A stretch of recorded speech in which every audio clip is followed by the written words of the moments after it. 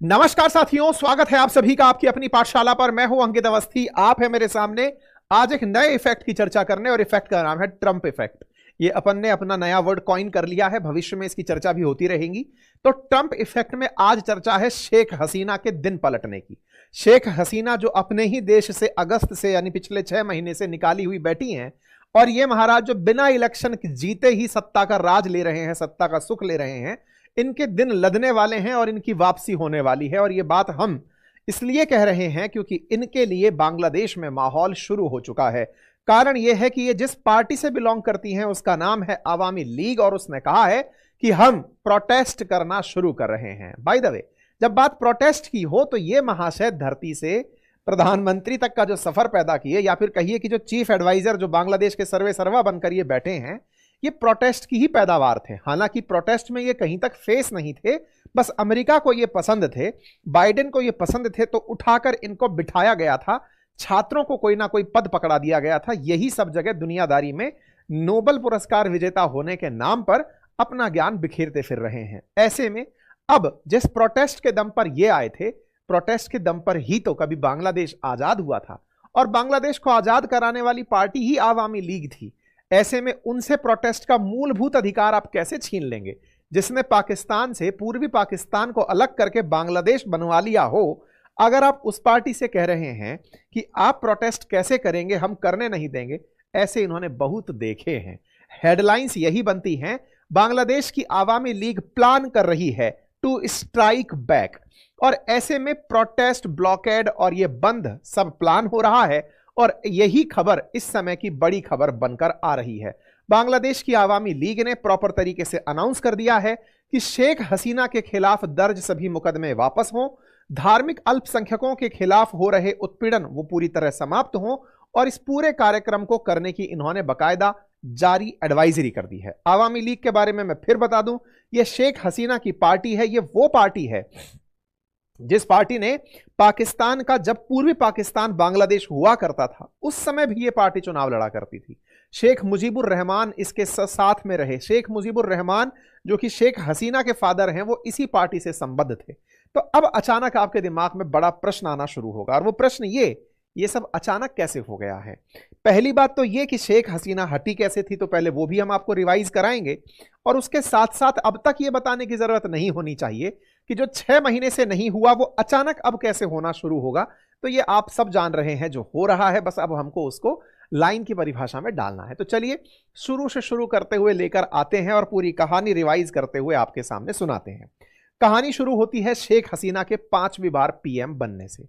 5वीं बार पीएम बनी शेख हसीना, इलेक्शन हुए, लेकिन इनके खिलाफ चुनाव में जो मुख्य अपोजिशन का दल था, जिसका नाम, जिसकी लीडर थी खालिदा जिया, उन्होंने मना कर दिया था कि हम चुनाव नहीं लड़ेंगे। क्यों नहीं लड़ेंगे? क्योंकि शेख हसीना ने हमें प्रॉपर समय नहीं दिया, अंतरिम सरकार नहीं बनाई, बिना अंतरिम सरकार के इलेक्शन नहीं होने चाहिए। खैर कोई बात नहीं साहब, इन्होंने प्रोटेस्ट किया, इलेक्शन फिर भी हुए। इलेक्शन हुए, शेख हसीना फिर से चुनाव जीतकर आई, और इस चुनाव को दुनिया भर के देशों ने मान्यता दी। ये 5वीं बार पीएम बनी, इसको मान्यता दी बकायदा जनवरी 2024 में दुनिया भर के देशों की तरफ से आए हुए प्रतिनिधियों ने, जिन्होंने कहा कि ये फ्री एंड फेयर इलेक्शन था। फॉरेन ऑब्जर्वर्स ने भी इस इलेक्शन में किसी भी प्रकार की रिगिंग का इनकार किया कि बोले कुछ भी गड़बड़ नहीं हुआ, शेख हसीना प्रॉपर इलेक्शन में कैंपेन की थी और चुनाव जीतकर आ गई। अमेरिका ने भी तब यह कहा था कि साहब ये इलेक्शन फेयर नहीं थे। ये जो लाइन है ना, कि अमेरिका ने भी तब यह कहा था, बस खेला यहीं से बिगड़ा था। क्योंकि असल में 2024 में अमेरिका के अंदर बाइडेन थे, और बाइडेन और शेख हसीना ये दोनों एक दूसरे के एंटी रहे हैं। अब आप पूछेंगे कि कहां बाइडेन और कहां शेख हसीना, इन दोनों का कंपैरिजन क्या है? तो देखिए, कहानी पूरी दुनिया में आइडियोलॉजी की है।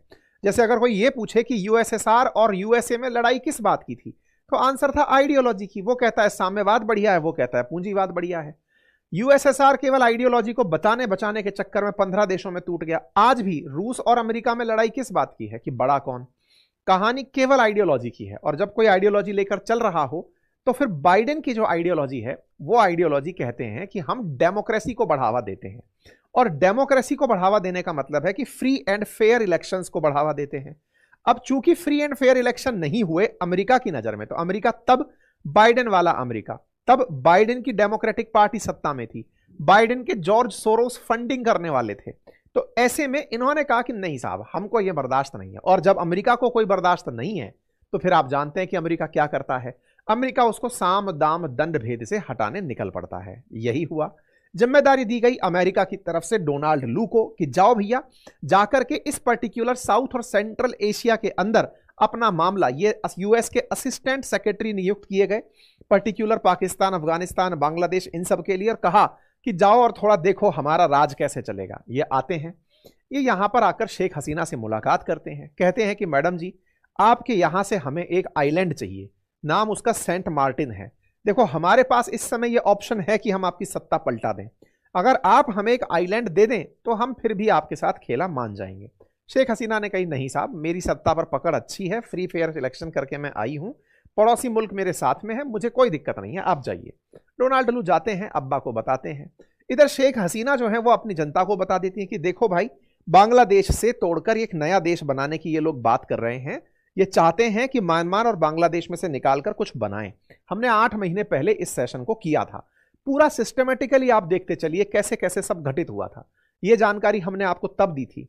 ये सब हुआ, शेख हसीना का आरोप लगा, लेकिन अमेरिका तब तक कदम उठा चुका था कि नहीं नहीं, अब आप टिकेंगे नहीं, क्योंकि आपने हमें दुनिया के सामने उजागर कर दिया है। यह घटना पर गौर करिएगा, 27 मई की घटना है ये। अब देखिए, बांग्लादेश की एक हाईकोर्ट कहती है कि जो फ्रीडम फाइटर्स हैं, उन फ्रीडम फाइटर्स के बच्चों को 30% रिजर्वेशन मिलता रहेगा।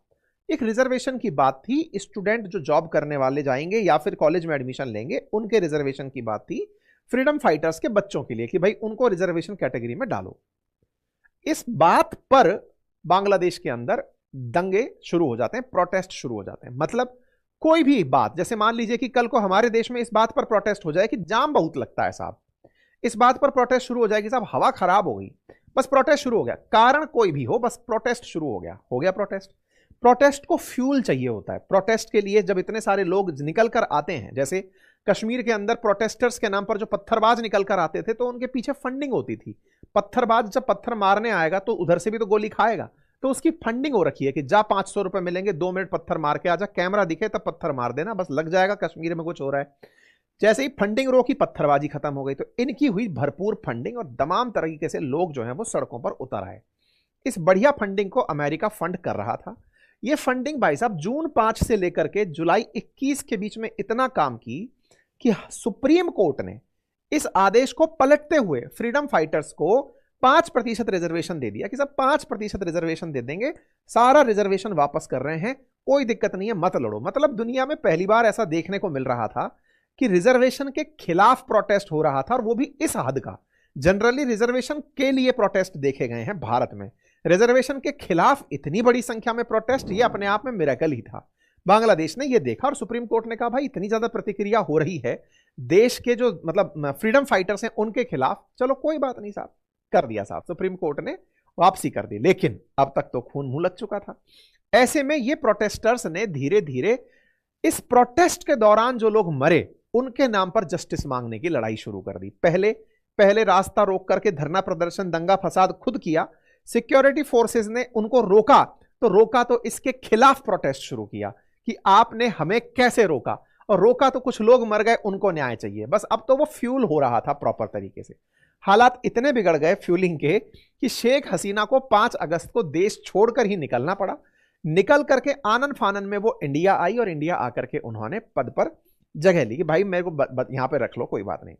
इधर ये महाशय अचानक बाहर निकल आते हैं। अमेरिका कहता है कि लो बेटे जाओ, तुमको कोई सूझबूझ नहीं है, ना तुम आज तक चुनाव लड़े, ना किसी पॉलिटिकल पार्टी के, इसीलिए तुम एकदम बेहतरीन पपेट हो हमारी तरफ से बिठाए जाने के लिए। भारत वालों ने बहुत सारा ऐसा इतिहास पढ़ा है, जब ब्रिटिशर्स भारत पर राज करने आते थे तो वो इसी तरह से युद्ध लड़ते थे। वो पीछे होते थे और सामने किसी व्यक्ति को बिठाकर रखते थे कि तुम हमारे नाम पर शासन करोगे और पीछे से हम खड़े रहेंगे। इनको बेचारों को कुछ पता नहीं था, बस इनको अब्बा का आशीर्वाद था कि बेटा जाओ और तुम शासन करो। ये बेचारे जाकर के अपना शासन के नाम पर क्या ही करते। लेकिन इधर अमेरिका को बांग्लादेश की अंदर की समझ देने वाला कौन था? तो वो था पाकिस्तान। क्यों? देखो, पाकिस्तान में भी शहबाज शरीफ की सरकार बाइडेन की ही मदद से आई थी, क्योंकि बाइडेन और इमरान खान एकदम अपोजिट थे। तो शहबाज शरीफ को बोल करके कि तुम अपनी तरफ से आईएसआई को भेजो, लोगों को इग्नाइट करने के लिए। देखो, कोई अंग्रेज आकर के जनता से कहे कि बेटा तुम दंगे के लिए बाहर जाओ, तो लोग मानेंगे नहीं कि भड़का रहा है गोरा हमको।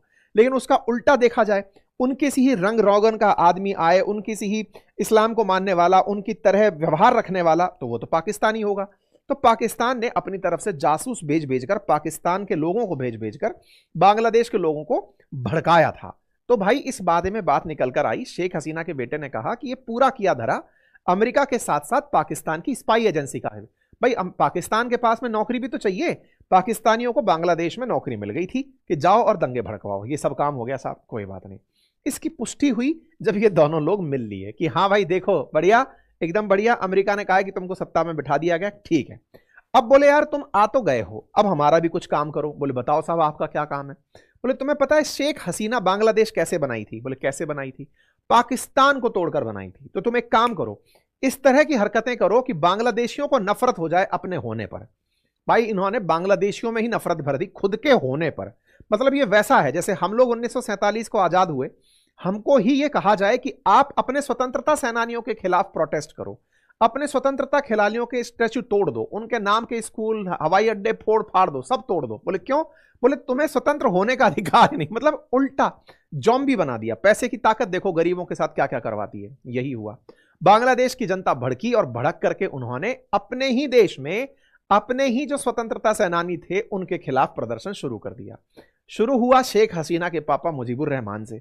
उनके स्टैचू तोड़े गए, उनके नाम का सब कुछ मिटा दिया गया। मतलब ये हालत कर दी गई कि अब अगर शेख हसीना वापस जाएंगी तो उनको अपना सा देश अपना सा नहीं लगेगा। कोई बात नहीं साहब। और इस बीच में कि ये वापस ना आ जाएं और ये दोबारा प्रधानमंत्री ना बन जाएं, इसके लिए शेख हसीना को भारत से मांगा गया कि साहब आप हमें उन्हें सौंप दो, हम उन पर केस चलाएंगे। भारत ने कहा वेट वेट बेटा वेट, इंतजार करो। देश को भी हमने एक दिन में नहीं तोड़ा था। 47 में पाकिस्तान बना था, तोड़ा 71 में था, पर हमको इंतजार की आदत है। भारत ने इंतजार का इनको पैगाम दिया। लेकिन साहब ये लोग कहां रुकने वाले थे। इनको लगा कि शेख हसीना वापस आएगी और आएगी तो फिर मामला बिगाड़ देगी। तो इन लोगों ने भर भर के शेख हसीना पर केस डाल दिए। शेख हसीना पर 33 केस डाले गए, ये खबर बनकर आई। भाई साहब एक एक करके 31 अगस्त को 33 केस डाल दिए गए। अरेस्ट वारंट अक्टूबर में जारी कर दिया गया कि शेख हसीना को गिरफ्तार करो। साथ ही साथ में हसीना गवर्नमेंट के जितने भी लोग थे उन सबको उठा उठाकर जेल डाल दिया गया। लोगों पर मसेकर के चार्जेस लगा दिए गए। बोले इन्होंने ही आदेश दिया था गोली चलाने का, तो इन पर नरसंहार का आरोप लगा दो। भाई साहब और तो और, बोले पहले तो हत्या का आरोप लगाओ, फिर इसके साथ एक और आरोप लगाओ कि इन्होंने धांधली की है। $5 बिलियन की जांच बिठा दी। जिस पाकिस्तान में कुल बाहर मतलब 10-12 बिलियन डॉलर जिसके बाहर अकाउंट में हो, उसके कहने पर बांग्लादेश $5 बिलियन का तो चार्ज लगा दे रहा है इनके ऊपर कि इन्होंने इतना भ्रष्टाचार किया। कुछ भी मतलब कुछ भी टाइप से। खैर कोई बात नहीं, समय था, चलता जा रहा था। 400 आवामी मेंबर्स जो बांग्लादेश में शेख हसीना की पार्टी के लीडर नेता थे उनको मार दिया गया। बांग्लादेश के अंदर इंटरनेशनल क्राइम ट्रिब्यूनल के अंदर इनके खिलाफ अरेस्ट वारंट जारी किया गया। अवामी लीग को ही चुनाव लड़ने से मना कर दिया गया कि नहीं तुम चुनाव नहीं लड़ोगे। इंटरेस्टिंग बात देखने की है और जो दुनिया को देखने वाले लोग हैं उन्हें समझने की है कि जिस डेमोक्रेसी के नाम पर यह सब काम हो रहा था, इंटरेस्टिंग बात समझिएगा, अमेरिका जिस डेमोक्रेसी के नाम पर यह सब उधम करवा रहा था वो एक डेमोक्रेटिक पार्टी के लिए, डेमोक्रेटिक रूप से इलेक्टेड पीएम के लिए इतना प्रोटेस्ट झेल रहा था। और इंटरेस्टिंग बात, एक राजनीतिक दल को चुनाव लड़ने से इनकार करवा देना, यह डेमोक्रेसी का कौन सा रूप है जरा सोच कर देखिए। डेमोक्रेसी आजकल शब्द रह गई है, यह केवल अपनी विचारधारा को लागू करने भर का काम रह गई है। जिस तरह से अमेरिका ने यहां किया, जो सबको दिख रहा है कि अगर किसी पार्टी को चुनाव लड़ने से ही मना करवा दिया जाए तो फिर आप कौन सी डेमोक्रेसी प्रमोट करवा रहे हैं। कोई बात नहीं साहब। लेकिन शेख हसीना की वापसी तो होनी थी। क्यों होनी थी? क्योंकि आपको याद होगा कि जब बाइडेन ये सब काम करा रहे थे सोरोस के कहने पर, तो ट्रंप भी तो कुछ करवाएंगे क्योंकि वो सोरोस के खिलाफ हैं। ऐसे में अब खेल बदलता है। ट्रंप पीएम बनते हैं, ट्रंप प्रेसिडेंट बनते हैं, शेख हसीना उनको बधाइयां देती हैं, दुहाई देती हैं कि याद करिए सर, एक समय था आपके साथ, बहुत अच्छे से बिताया हुआ समय था। अब इस माहौल को बनते हुए देखकर आवामी लीग के लोगों के अंदर मोटिवेशन आना शुरू हुआ कि यार अब तो शेख हसीना उधर ट्रंप दोनों एक साथ हैं, दूसरा बाइडेन नहीं है जो अमेरिका से बैठकर यहां पर फंडिंग करवाएंगे, सत्ता को पलटाने के लिए मदद करवाएंगे, तो क्यों ना हम लोग फिर से बाहर निकलें। आवामी लीग में हौसला आया, और हौसला आया, हेडलाइन बन गई। हेडलाइन बन गई तो इन्होंने मोहम्मद जो यूसुफ है, यूनुस जो है, जिनकी सरकार चल रही है, इसको अवैध और असंवैधानिक कहा। और यह बात हमने मल्टीपल टाइम आपसे कही है, जो आदमी बिना चुने सत्ता चला रहा हो वो किस तरह की डेमोक्रेसी का नमूना बनेगा। आप सोचिए, अमेरिका इस बात पर चुप है, जबकि शेख हसीना इलेक्टेड पीएम है, उनको तो कह रहा है कि ये फ्री एंड फेयर नहीं है, लेकिन मोहम्मद यूनुस बैठे हुए हैं, उनको कह रहा है कि तुम बच्चा सब बढ़िया कर रहे हो, जबकि उसने कोई चुनाव कंटेस्ट नहीं किया है। ऐसे में पार्टी ने अपनी तरफ से अनाउंस किया कि हम विरोध प्रदर्शन करने उतर रहे हैं और हम ये सब काम करेंगे 29 जनवरी को, यानी कि कल इन्होंने शाम को पूरा एक दस्तावेज जारी कर दिया।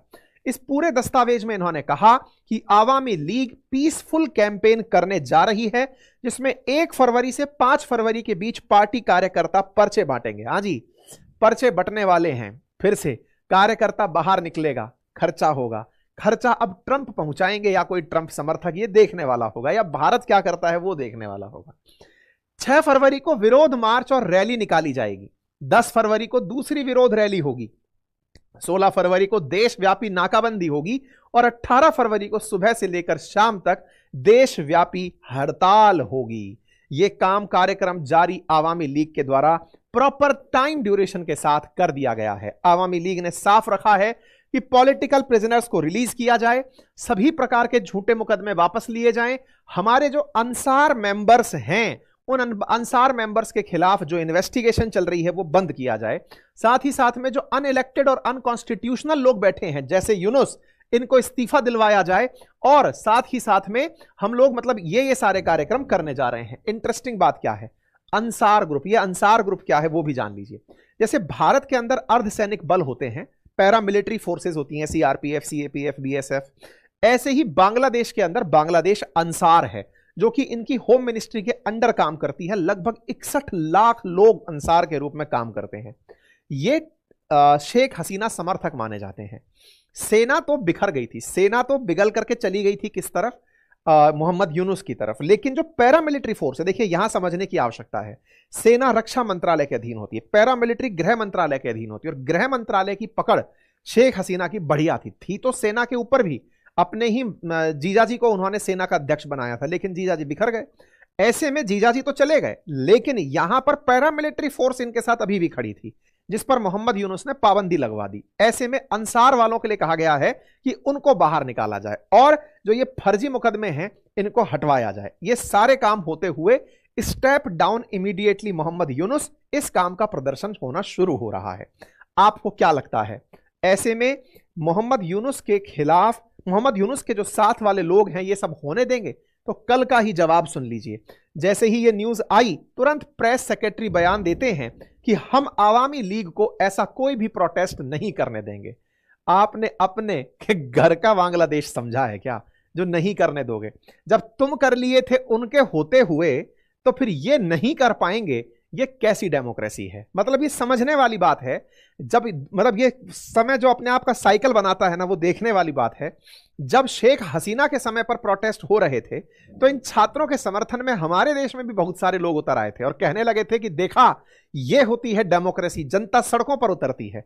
लेकिन वही जो तानाशाही के रूप में शासन करने के लिए ग्रुप उतरते हैं, जैसे कि ये उतरे, ये शेख हसीना को प्रदर्शन नहीं करने देंगे। ये कैसा भैया आपका डेमोक्रेसी है?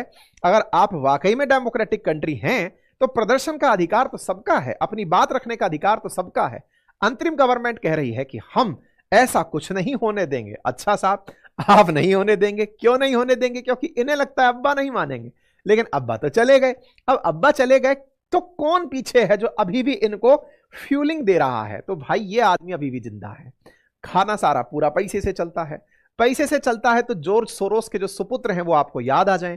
ये वही व्यक्ति हैं जो उस समय भी आए थे जब सरकार पलटवाए थे। लेकिन जैसे ही शेख हसीना ने इनको हैप्पी बर्थडे बोल दिया था कि प्रेसिडेंट आपको नया जन्म मुबारक हो, मतलब एक तरह से इनको कह दिया था कि सर आप प्रेसिडेंट बन गए हो, हमारे लिए बढ़िया हो गया है। लेकिन उसी चीज को ट्रंप ने भी इशारों में कह दिया था कि जो बांग्लादेश में हो रहा है वो मुझे बर्दाश्त नहीं है। ऐसे में अमेरिका ने आते ही बांग्लादेश की मदद सरकारी रोक दी थी और हमने इस विषय पर सेशन किया था आज से 3 दिन पहले और कहा था कि ट्रंप ने आते ही शेख हसीना का ही साथ दिया है और बांग्लादेश की सहायता रोक दी है। लेकिन जैसे ही सहायता रो की तारीखों को मैच करिए, 26 जनवरी को हमने ये सेशन किया और भाई साहब 30 जनवरी हुई, जॉर्ज सोरोस के बेटे मोहम्मद यूनुस के पास पहुंच गए और कहे कि सर फंडिंग की चिंता मत करिएगा, देखिए funding to Bangladesh, George Soros son meet Yunus after Trump halt funding to Bangladesh. और ये जॉर्ज सोरोस के बेटे अभी मतलब 30 तारीख के दिन की आप खबर देख रहे हैं, हेडलाइंस बनी हुई हैं, ये जाकर इनसे मिल लिए। 29 जनवरी को जाकर मिले कि सर घबराना मत, पैसा आता रहेगा, माना कि बाइडेन नहीं है सत्ता में लेकिन हम आपको पैसा देते रहेंगे, आप तो चलते रहो, प्रोटेस्ट को चलाते रहो। क्यों? क्योंकि जॉर्ज सोरोस का अपना एक एजेंडा होता है डेमोक्रेसी के नाम पर जो यह प्रोटेस्ट करवाता है। अब देखना होगा कि ट्रंप इसे कितना सीरियसली लेते हैं। अब यह डिपेंड किस बात पर करता है कि ट्रंप और सोरोस के बीच के रिश्ते कैसे हैं। तो चलिए अब उसको जान लेते हैं। देखिए, आपको पता होगा बाइडेन जाते जाते जॉर्ज सोरोस को अपने देश का सबसे बड़ा पदक दे गए थे कि भैया तुम बहुत बढ़िया काम किए हो, प्रेसिडेंशियल मेडल दे गए थे, जिस पर एलन मस्क चिढ़ गए थे। और एलन मस्क ने कहा था कि बाइडेन उस आदमी को प्रेसिडेंशियल मेडल दे रहे हैं और ऐसे समय पर अमेरिका में आग लगी है, ऐसा लगता है कि यह सब कुछ बहुत ही खराब हो रहा है। इन्होंने बकायदा अपनी तरफ से उन्हें खूब ट्रोल किया। ट्रंप के बारे में सोरोस क्या सोचते हैं यह आपको पता होना चाहिए। 2016 में जब ट्रंप जीतने से पहले का सोरोस का बयान था कि Trump is doing work of Islamic state. Soros पहले भी इनके खिलाफ बोले और बाद में 2018 में बयान दिया कि Trump administration is danger to the world. यह सोरोस का डायलॉग है 2018 का। इसका मतलब सोरोस और ट्रंप एक दूसरे के खिलाफ हैं। तो ऐसे में सारी की सारी स्टैटिक्स इस दिशा में जा चुकी हैं कि बांग्लादेश में ट्रंप अपना इंटरफेरेंस बढ़ाएंगे। सोरोस कितना भी पैसा दे लें, शेख हसीना को वापस ट्रंप लेकर आएंगे। बांग्लादेश में अब फिर से मतलब सुर्खियां आने वाली हैं। इंतजार करिए, देखना होगा कि ट्रंप सारी दुनिया में से बांग्लादेश को कितना समय देते हैं। बस ये ट्रंप इफेक्ट है, कितना बेहतर होता है हमारे लिए उतना बेहतर रहेगा। क्यों? क्योंकि अल्टीमेटली शेख हसीना के ट्रंप के साथ रिलेशन अच्छे हैं, जिस बारे में पहले भी न्यूज आ चुकी हैं। और यही कारण है कि आज ट्रंप के चलते पाकिस्तान और बांग्लादेश में बड़ी ही तरह की चिंताएं बनी हुई हैं। आपको इस विषय पर क्या लगता है, अपनी राय जरूर कमेंट बॉक्स में बताइएगा। चैनल पर नए हैं तो चैनल को सब्सक्राइब करिएगा, वीडियो को लाइक करिए, साथियों से साझा करिए और साथ ही साथ जल्दी से तैयार हो जाइए हमारे एक नए कोर्स के लिए। साथियों, जल्दी ही बजट आने वाला है, आपके स्टेट्स के भी बजट आएंगे और नेशनल बजट भी आने वाला है। ऐसे में इकोनॉमिक्स की समझ आपको बेहतर हो, इसी को ध्यान में रखते हुए आज शाम तक हम लोग अपना नया इकोनॉमिक्स का बैच अनाउंस करने जा रहे हैं। आप अपने मन में पूरी तैयारियां कर लीजिए। इधर शेख हसीना आए ना आए, इकोनॉमिक्स का हमारा बैच बजट के साथ साथ जरूर आ जाएगा, जिससे आपको इकोनॉमिक्स की वो बेसिक समझ विकसित हो जाएगी, जिससे आप आने वाले समय में किसी भी कॉम्पिटिटिव एग्जाम को या देश की अर्थव्यवस्था को समझने के लिए पूरी तरह तैयार होंगे। फिलहाल के लिए इतना ही, अपना ख्याल रखें। बाकी इंडियन कॉन्स्टिट्यूशन पढ़ना हो तो हमारा बैच ऑलरेडी उपलब्ध है अपनी पाठशाला एप्लीकेशन पर, और स्टॉक मार्केट के बारे में जानकारी चाहिए तो हमारा course fundamental of stock market भी उपलब्ध है, आप जाकर उसे एक्सेस कर सकते हैं। थैंक यू सो मच, अपना ख्याल रखें।